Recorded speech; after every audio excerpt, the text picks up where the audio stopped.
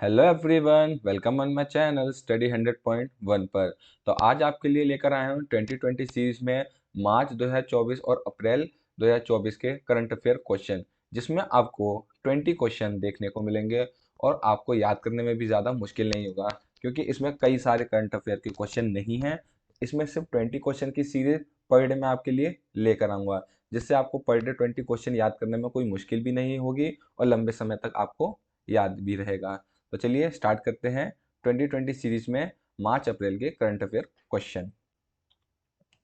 तो पहला क्वेश्चन है, प्रधानमंत्री नरेंद्र मोदी को किस देश के सर्वोच्च नागरिक पुरस्कार ऑर्डर ऑफ द डुक ग्यालपो से सम्मानित किया गया है?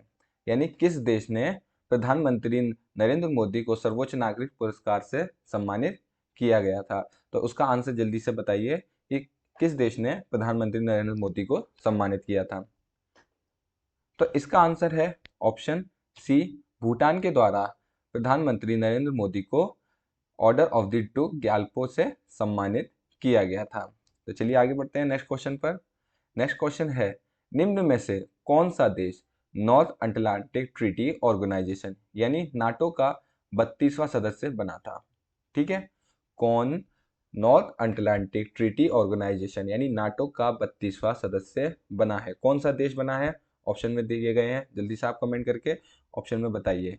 ठीक है, तो इसका आंसर है ऑप्शन बी, स्वीडन, जो कि नाटो का 32वां सदस्य बना है। आपसे एक रिक्वेस्ट है, वीडियो को देखते रहिए और चैनल को सब्सक्राइब जरूर कीजिएगा, जिससे हम आपके लिए और भी ज़्यादा अच्छी वीडियो ला सकें और हमारी मोटिवेशन आगे तक बढ़ सके। तो चलिए आगे बढ़ते हैं नेक्स्ट क्वेश्चन पर। हाल ही में किसे नेशनल इन्वेस्टिगेशन एजेंसी यानी एनआईए का महानिदेशक नियुक्त किया गया है? जो नेशनल इन्वेस्टिगेशन एजेंसी है भारत की, तो उसके जो हाल ही में महानिदेशक नियुक्त किए गए हैं वह कौन है? तो इसका आंसर भी आप कमेंट करके जल्दी से बता सकते हैं कमेंट बॉक्स में। तो इसका आंसर है ऑप्शन ए, सदानंद वसंत दाते। कौन है एनआईए के महानिदेशक जो हाल ही में नियुक्त किए गए हैं? सदानंद वसंत दाते एनआईए के महानिदेशक नियुक्त किए गए हैं। नेक्स्ट क्वेश्चन पे चलते हैं, किस उत्तर पूर्वी राज्य में सेला टनल बनाई गई है? जो भारत का उत्तर पूर्वी राज्य है, तो वह कौन सा राज्य है जिसमें सेला टनल बनाई गई है? जल्दी से आंसर कमेंट करिए।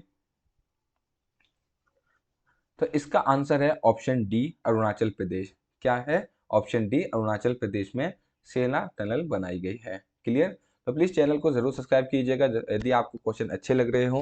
तो चलिए आगे बढ़ते हैं। निम्नलिखित में से किसे एबल पुरस्कार 2024 से सम्मानित किया गया है?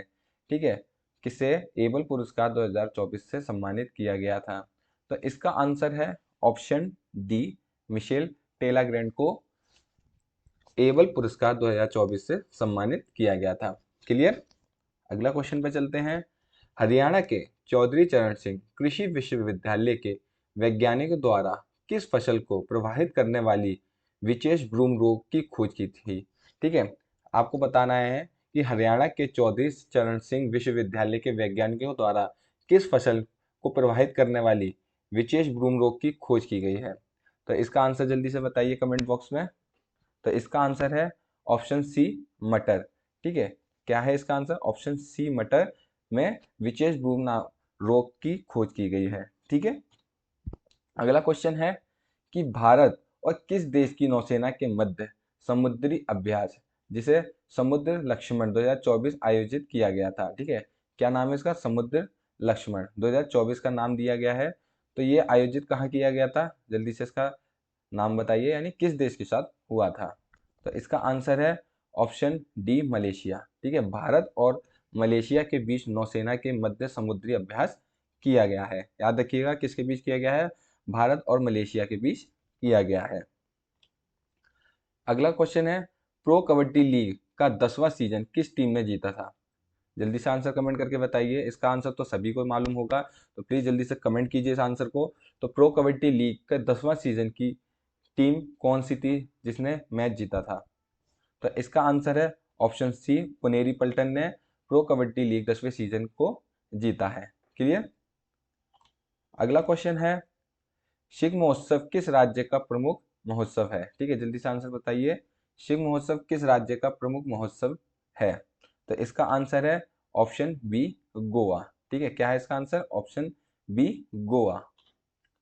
हाल ही में जिब्राल्टर जल डमरू मध्य के नीचे नए सबडक्शन जोन की खोज की गई। जिब्राल्टर जल डमरू मध्य को किन दो स्थानों को अलग करता है? जो जिब्राल्टर जल डमरू मध्य है तो वह किन दो स्थानों को अलग करता है, ये आपको बताना है। तो इसका आंसर जल्दी से कमेंट करिए कि ये जिब्राल्टर जल डमरू मध्य है तो वह किन दो स्थानों को अलग करता है। तो इसका आंसर है ऑप्शन सी, मोरक्को और स्पेन को यह अलग करता है। क्लियर? आगे बढ़ते हैं। तो हाल ही में खबरों में मेकेदातु परियोजना किस नदी पर प्रस्तावित है? ठीक है, जो मेकेदातु परियोजना है तो वह किस नदी पर प्रस्तावित की गई है? हाल ही में ये मार्च में हुई है। तो इसको जल्दी से आप कमेंट करके बताइए कि इसका आंसर क्या होगा। तो इसका आंसर है ऑप्शन बी, कावेरी नदी पर मेकेदातु परियोजना को लागू किया गया है। ठीक है, अगला है यूरोपीय देश आयरलैंड का प्रधानमंत्री किसे नियुक्त किया गया है? जो यूरोपीय देश आयरलैंड है तो उसका हाल ही में प्रधानमंत्री किसे बनाया गया है? जल्दी से आंसर कमेंट करिए। आपको स्क्रीन पर उसकी इमेज दिख रही होगी तो उससे आपको काफी याद रखने में आसानी होगी। तो आंसर कमेंट करिए क्या होगा। तो इसका आंसर है option B, Simon Harris. Simon Harris को आयरलैंड का हाल ही में प्रधानमंत्री नियुक्त किया गया है। क्लियर? आगे बढ़ते हैं। ग्रेट इंडियन बस्टर्ड GIB के संदर्भ में कौन सा कथन सत्य है? जल्दी से बताइए। आपको ये 3 कथन दिए गए हैं, इनमें से बताना है कि ग्रेट इंडियन बस्टर्ड में कौन सा कथन सत्य है। तो यह है राजस्थान का राजकीय पक्षी है, इसे IUCN की रेड लिस्ट में संकटाग्रस्त के रूप में सूचीबद्ध किया गया है। और तीसरा है, हाल ही में सुप्रीम कोर्ट ने इसके संरक्षण के लिए एक विशेषज्ञ समिति का गठन किया गया है। तो बताइए इन तीनों में से कौन सा ऑप्शन सही होगा। तो इसका आंसर है ऑप्शन ए, केवल 1 और 3। ठीक है, 1 और 3 का मतलब है यह राजस्थान का राजकीय पक्षी है, और तीसरे में क्या है, हाल ही में सुप्रीम कोर्ट ने इससे संरक्षण के लिए विशेषज्ञों की टीम घोषित की है। क्लियर? अगला क्वेश्चन है, वन्य जीव संरक्षण अधिनियम की किस अनुसूची के तहत हाथियों को सूचीबद्ध किया गया है? यानी वन्य जीव संरक्षण अधिनियम की किस अनुसूची के तहत हाथियों को सूचीबद्ध किया गया है? जल्दी से इसका आंसर बताइए, इसका आंसर क्या होगा। तो इसका आंसर है ऑप्शन ए, अनुसूची 1 यानी शेड्यूल 1 में वन्य जीव संरक्षण अधिनियम में हाथियों को सूचीबद्ध किया गया है। क्लियर? अगला क्वेश्चन है, 8 मार्च को अंतर्राष्ट्रीय महिला दिवस मनाया जाता है। तो अंतर्राष्ट्रीय महिला दिवस 2024 की थीम क्या है?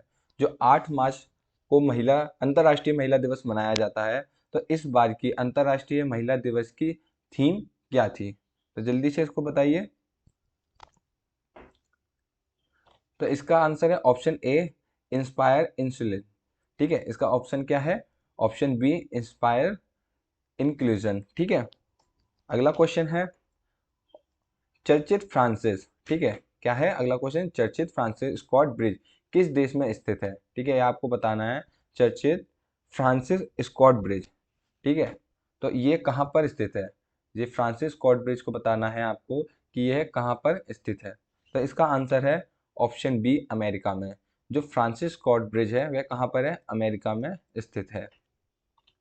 अगला क्वेश्चन है, the book slowing the sun a novel किसके द्वारा लिखी गई? तो ये बुक बतानी है आपको, ये किसके द्वारा लिखी गई थी। तो इसका आंसर है ऑप्शन सी, लक्ष्मी मुर्देश्वर पुरी। ठीक है, ये बुक किसके द्वारा लिखी गई थी? लक्ष्मी मुर्देश्वर पुरी के द्वारा लिखी गई थी। ठीक है, अगला है, चर्चित शब्दावली जो कि जूस जैकिंग है, ये किससे संबंधित है?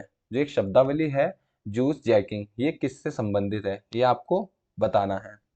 तो इसका आंसर है ऑप्शन बी, साइबर हमले से। जो जूस जैकिंग है वह किससे संबंधित है? साइबर हमले से।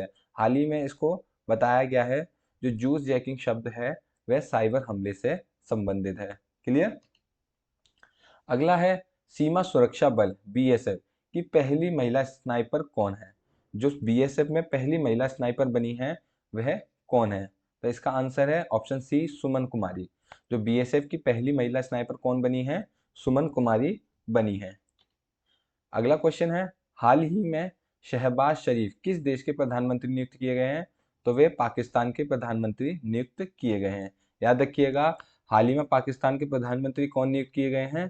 तो वे नियुक्त किए गए हैं पाकिस्तान के शहबाज शरीफ। ठीक है, तो ये थे हमारी 2020 सीरीज के करंट अफेयर के क्वेश्चन। नेक्स्ट वीडियो आपको कल मिलेगी। उम्मीद है ये वाली वीडियो आपको काफ़ी अच्छी लगी होगी और आपको काफ़ी क्वेश्चन समझ भी आए होंगे। यदि आपको इसकी पीडीएफ चाहिए तो आप चैनल पर जाकर पीडीएफ वाले ऑप्शन में, जहाँ पर हमारा व्हाट्सएप ग्रुप होगा, वहाँ से आप व्हाट्सएप ग्रुप में एंटर हो सकते हैं और वहाँ आप कमेंट करके कोई भी पीडीएफ मांग सकते हैं। धन्यवाद। यदि और आपको वीडियो अच्छी लगी हो तो प्लीज़ लाइक कीजिए, कमेंट कीजिए और चैनल को सब्सक्राइब ज़रूर कीजिएगा।